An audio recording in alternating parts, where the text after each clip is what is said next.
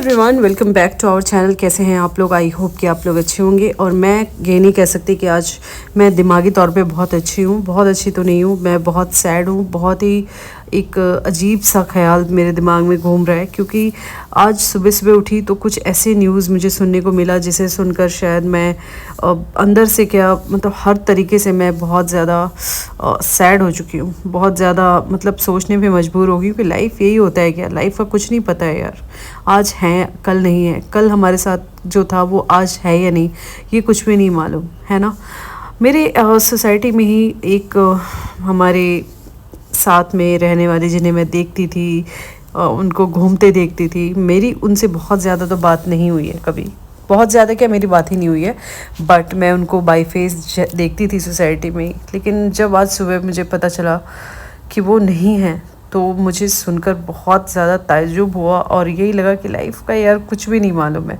और उनकी एज भी बहुत ज़्यादा नहीं थी, जस्ट 43 या फिर 44 यही एज रही होगी। और उनका बच्चा अभी उतना भी बड़ा नहीं है, उतना भी समझदार नहीं है कि वो ये समझ पाए कि अगर मम्मा नहीं रहेगी तो लाइफ को कैसे हैंडल करना है।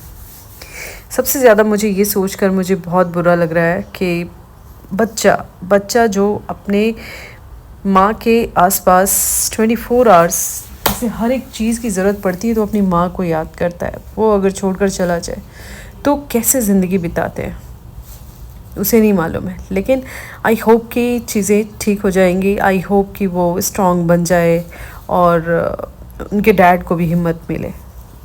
तो यही था रीज़न जिसकी वजह से मैं बहुत ज़्यादा सैड हूँ। और ये व्लॉग तो मैंने पहले शूट किया था, अदरवाइज़ मैं व्लॉग भी शूट करने के मूड में नहीं थी।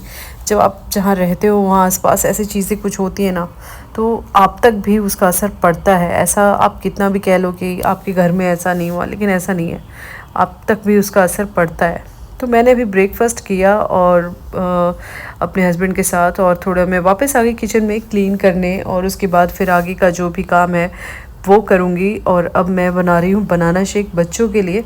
मैं ऋषिव और जीविका को बनाना शेक बना कर दूँगी। आजकल ऋषिव को भी अच्छा लगता है पीना, तो जो उसे अच्छा लगता है उसको उस तरीके से मैं खिलाती पिलाती हूँ ताकि कुछ ना कुछ खाता रहे पीता रहे। छोटा बच्चा है और जीविका भी छोटी है अभी, तो दोनों बच्चों को मुझे इस तरीके से ख्याल रखना पड़ता है और इसी तरीके से मैं अपने घर को मैनेज कर पाती हूँ। तो अभी बनाना शेक बनाकर मैं अपने बच्चों को पिला रही हूँ। जीविका तो खुद से पी ले रही है और ऋषिव को पिलाना पड़ता है। और ऋषिव को पता नहीं क्यों बनाना शेक आइसक्रीम जैसा लगता है या क्या, लेकिन वो इस तरीके से एंजॉय करता है। तो अभी मैं वापस किचन में आ गई हूँ दाल बनाने के लिए। ये मिक्स दाल है, इसमें मूंग दाल है, मतलब धोती जिसे कहते हैं, पीली मूंग दाल है और चने दाल और तुअर दाल मिक्स करके। और इसमें मैंने टमाटर नमक और हल्दी डाल दिया है और हींग। अभी मैंने हरी मिर्च इसलिए नहीं डाली क्योंकि बच्चों को भी खाना पड़ता है और बच्चे तीखा नहीं खाते अभी उतना, तो इसलिए मैंने नहीं डाला। बाद में तड़का दूंगी तो मिर्च का इस्तेमाल कर लूँगी। अभी मैं उसके साथ मैं बना रही तोरी की सब्ज़ी।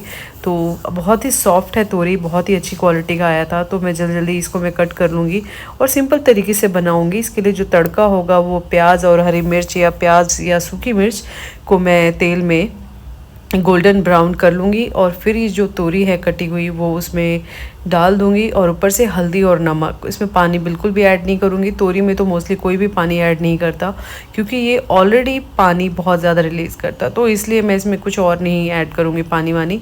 तो इसमें डाल दिया मैंने तोरी और नमक और हल्दी डाल दिया। इसे थोड़ी देर इसको मिक्स करके ढक के इसको पकाऊँगी और तोरी बहुत झटपट बन जाती है, बहुत ज़्यादा टाइम नहीं लगता, 20-25 मिनट्स में ये बन जाता है और मेहनत भी नहीं है कि आपको खड़े होकर इसको बार बार पकाना है।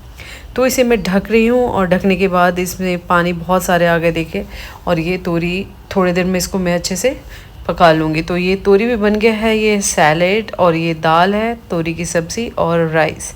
आज है यही हमारा लंच। और लंच मैं भी करूँगी और ऋषिव के साथ करूँगी क्योंकि ऋषिव को अपने साथ ही रखती हूँ। जब भी मैं कुछ भी खाती हूँ ऐसा जो वो खा सकता है, वो मैं उस टाइम उसको अपने साथ ही रखती हूँ ताकि उसको खाना खाने की आदत हो और वो मम्मा के साथ खाना बहुत ज़्यादा पसंद करता है।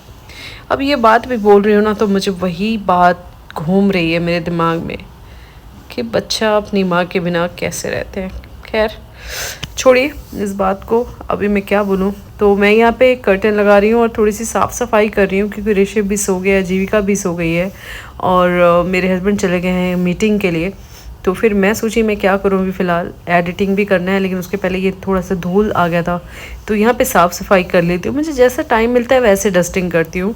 मैं जब से ऋषभ हुआ तो ऐसा नहीं कि मैं एकदम रेगुलरली हर चीज़ करती हूँ, ऐसा नहीं है, लेकिन मुझे जैसा जैसा वक्त मिलता है उस हिसाब से मैं अपने घर के काम को मैनेज करती हूँ। और मेरा थोड़ा सा हार्ड वर्क ज़्यादा है लाइफ में और वो आप लोग को दिखता होगा, उसमें मैं कोई झूठ नहीं बोल रही हूँ, आपको देखकर साफ पता चलता होगा। तो उस हिसाब से मुझे इस तरीके से ही मैनेज करना पड़ता है और कोई मेरे पास रास्ता है नहीं। और वही है, मैंने बोला ना, जिस मुकाम पे पहुंचना चाहती हूँ पहुंच जाओ, तो थोड़ा सा कंफर्ट अपने लिए भी सोचूंगी। लेकिन फ़िलहाल क्या है कि कंफर्ट सोचने का थोड़ा उतना टाइम नहीं है क्योंकि अभी मेहनत मुझे करना ही पड़ेगा। हार्ड वर्क करूँगी तब जाकर उसका रिज़ल्ट मुझे मिलेगा। तो यहाँ सोफ़े पे भी बहुत गंदगी हो जाती है, बच्चे दौड़ते हैं और सोफ़े पे जो कपड़ा है बार बार निकालते हैं, तो इसलिए तो यहाँ पे भी साफ़ सफाई मैं कर लेती हूँ और उसके बाद मैं भी थोड़ा रेस्ट करूँगी क्योंकि मैं भी थक गई हूँ। मैंने बोला ना कि मतलब बहुत ज़्यादा थकावट हो गई थी मेरे को सुबह से काम के लिए। तो यहाँ मेरे हस्बैंड का फ़ोन आया तो मैं पूछ रही थी पहुँच गए क्या, तो वो बोल रहे हाँ पहुँच गया। तो वो कह रहे अभी तो निकला था, तो तुरंत पूछने लगती हो। फ़ोन तो उन्होंने ऐसे ही किया, वही हम हंसी मजाक कर रहे थे। और उसके बाद मेरा रेस्ट टाइम, ऋषभ भी सो रहा है, जीविका भी साइड में सो रही है। और देखिए मेरा पर्स गिरा हुआ भी मैंने देखा। चलिए, आई होप कि ब्लॉग पसंद आया।